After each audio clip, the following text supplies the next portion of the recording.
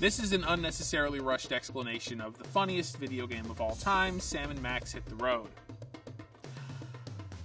Okay, so Sam and Max Hit the Road is based on this indie comic duo. Sam, he is a canine detective. He is a dog wearing a blue suit, and Max, who is a very violent tiny rabbit. So basically, these guys were invented for the black and white comics world by Steve Purcell, kind of around the time of the Teenage Mutant Ninja Turtles, Beastman and Laird, not the Playmates, toys, but the actual like black and white comics, right? So Sam and Max, anthropomorphic dog and rabbit, and they're freelance police, which I don't really know what freelance police are. I think they're just sort of murderous creatures that go around pretending to solve crimes while actually ruining everything, but somehow they got a video game made out of them because Steve Purcell, the creator of the comic, went to work for LucasArts, and they're the guys who made Monkey Island and Maniac Mansion and all those sorts of things, and then he convinced them to do Sam and Max Hit the Road as a point-and-click adventure game. Now, this was incredibly funny. So basically, the entire plot of this game is that Sam and Max get an assignment because a Bigfoot has gone missing from the county fair, and they go down to the county fair, the circus or whatever, and the Bigfoot is missing, but it turns out that the Bigfoot actually ran off with one of the giraffe neck girls, and they're going to a Bigfoot convention held at a hotel somewhere,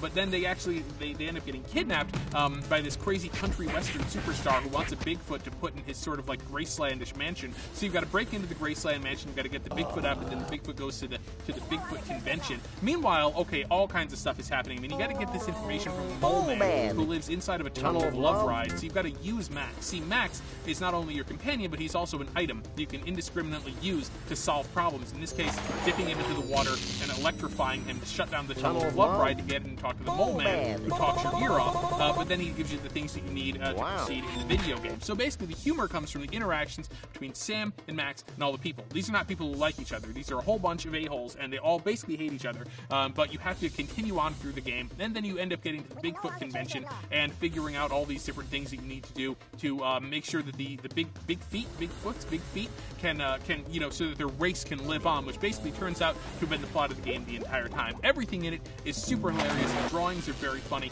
The crazy country music guy, I think he pretty much sings a song about why he kidnaps Bigfoot's big feet. He sings a song about them anyway. It's really, really funny, and if you haven't played it, you absolutely have to. Sam and Max Hit the Road, funniest game of all time. Done.